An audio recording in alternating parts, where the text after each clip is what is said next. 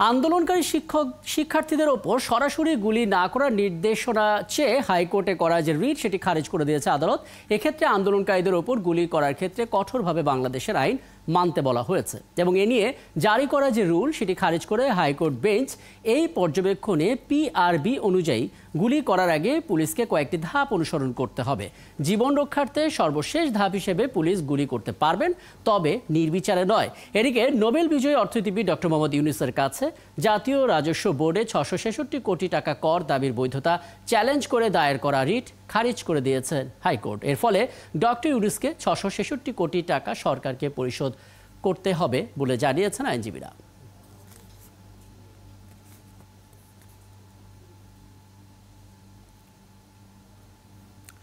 বলছিলাম, দিনভর আদালত পাড়ায় চোখ ছিল সবার। আন্দোলনকারীদের উপর গুলি করার ক্ষেত্রে পুলিশকে কি নির্দেশ দেয় হাইকোর্ট, শেষ অবধি সেই নির্দেশনা এলো। পুলিশ রেগুলেশনস বেঙ্গল পিআরবিতে উল্লেখ করা যে ধাপ সেটি অনুসরণ করতে হবে পুলিশকে। এখান থেকে আলাপে যাব, সহকর্মী মিল্টন আনোয়ার আছেন আমাদের সঙ্গে। মিল্টন, আদালত তো বলেই দিয়েছে যে আন্দোলনকারীদের ওপর গুলি চালানোর ক্ষেত্রে পুলিশকে অবশ্যই পিআরবি অনুসরণ করতে হবে। সেক্ষেত্রে আপনার কাছে একটু ধারণা পেতেই চাই, আসলে পিআরবিতে কি বলা আছে, মানে কোন পর্যায়ে আসলে পুলিশ ফায়ার করতে পারবে?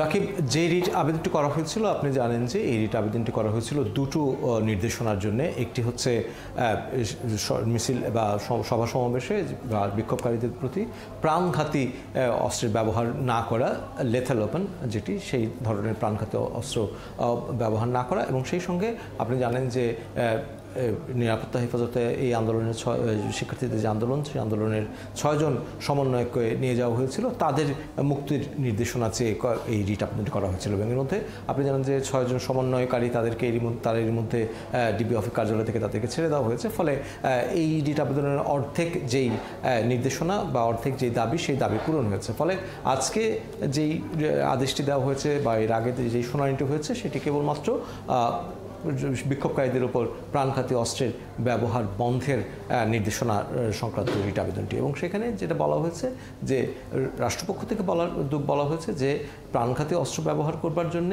এটি বেআইনি নয়, কারণ এটি আইন আছে এবং সেই আইন ফৌজদারি কার্যবিধিতেও এই বিষয়ে উল্লেখ আছে, এবং পিআরবি বা পুলিশ রেজুলেশন অফ বেঙ্গল বা পুলিশের যে বিধিমালা, সেই বিধিমালায়ও এই বিষয়ে এই নির্দেশনা দেওয়া আছে।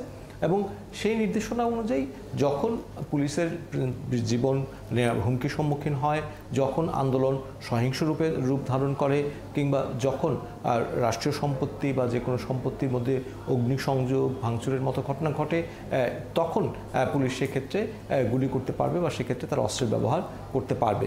সেই ধরনের আইন, সেই ধরনের বিধান সংবিধানে, পুলিশের যে আমাদের যে প্রচলিত আইন, সেই আইনে আছে। অন্যদিকে সংবিধানে আপনার যেটি আছে সেটি হচ্ছে যে সমাবেশ করবার স্বাধীনতা আছে, তাদের মত প্রকাশ স্বাধীনতা আছে।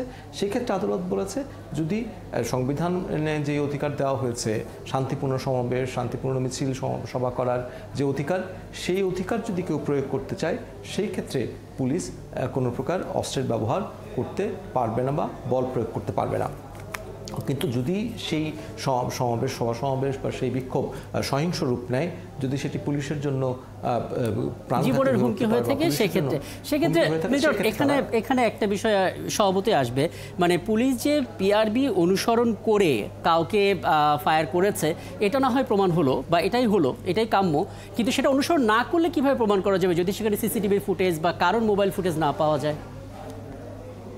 দেখুন, এইটি আদালতের আজকের যে রিট, সেই বিচার বিষয় না। আদালত বলেছে এটি তদন্ত সাপেক্ষ ব্যাপার এবং সেটি তদন্তের ভেতর দিয়ে বেরিয়ে আসবে। আপনি জানেন যে এর মধ্যে যেই ঘটনাগুলো ঘটেছে, এই ঘটনাগুলোর জন্য একটি বিচার বিভাগীয় কমিশন হয়েছে, অনেকগুলো মামলা হয়েছে, এবং সেখানে এগুলো সবই বিচার চলমান আছে। এবং আপনি জানেন যে আজকে এই বিচার বিভাগীয় তদন্ত কমিশন, যেটি হত্যাকাণ্ডের ঘটনার তদন্তে গঠিত হয়েছে 3 বিচারপতির, তারা আজকে রংপুর গিয়েছেন। কালকে তাদের এই বিষয়ে সাক্ষ্য নেবার কথা আছে, যদিও আগামীকাল কারফিউ থাকবে কি থাকবে না তার উপর নির্ভর করবে সাক্ষ্য গ্রহণ হবে কি হবে না। কিন্তু তার জন্য তদন্ত করবার বিষয় আছে, সেটি আদালতের বিচার্য বিষয় নয়, কারণ সেটি আসলে তথ্য প্রমাণ থেকে শুরু করে নানা কিছুর উপর নির্ভর করে যে পুলিশের সেই ব্যবহার আইনি হয়েছে না বেআইনি হয়েছে, কোন পরিস্থিতিতে কি বুঝতে পারছি। করেছে না তার মানে করেছে। সেটা তদন্ত থেকে প্রাপ্য ফলের উপর নির্ধারণ করা হবে। আমরা দেখতে পাচ্ছিলাম মিল্টন, আদালত পাড়ায় আরেকটা খবরের শিরোনাম হয়েছে যে হেরে গেলেন ডক্টর ইউনূস, দিতেই হবে 666 কোটি টাকা। মানে আদালতের সার্বিক বিশ্লেষণ এক্ষেত্রে কি বলছে? কতদিনের মধ্যেই টাকা ইউনূসকে দিতে হবে, না দিলে কি ব্যবস্থা হবে, এবং এ নিয়ে ইউনূসের হাতে বিকল্প কোনো পদক্ষেপ নেওয়ার সুযোগ আছে কিনা?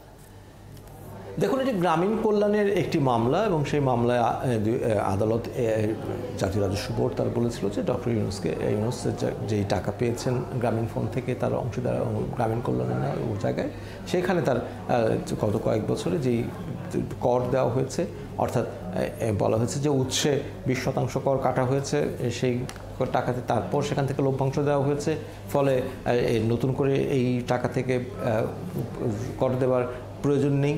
কিন্তু এনবিআর বলছে যে না, সেটা উৎস কর, কিন্তু আপনার যে লভ্যাংশ সেই লভ্যাংশ থেকেও আপনাকে টাকা দিতে হবে। সেই বিষয় নিয়ে আদালতের বিচার্য ছিল এবং সেই টাকাটার পরিমাণ 666 কোটি টাকা। সেই জায়গায় হাইকোর্ট আজকে রায় দিয়েছে যে না, যে এনবিআর যে দাবি করেছে বা রাজস্ব বোর্ড যে দাবি করেছে, সেই রাজস্ব বোর্ডের দাবি অনুযায়ী 666 কোটি টাকা গ্রামীণ কল্যাণকে দিতে হবে, যেটির প্রধান রকম ইউনূস। ফলে সেই টাকাটা তাকে দিতে হবে এবং সেটি দেওয়ার ক্ষেত্রে আজকে এখন এই রায় হয়েছে। তারা একটা টাকার একটা অংশ জমা দিয়ে রায় দিয়েছিলেন এবং এখন হাইকোর্টের আদেশের পর তাদেরকে একটা টাকা দিতে হবে এবং তারা আপিল করবেন।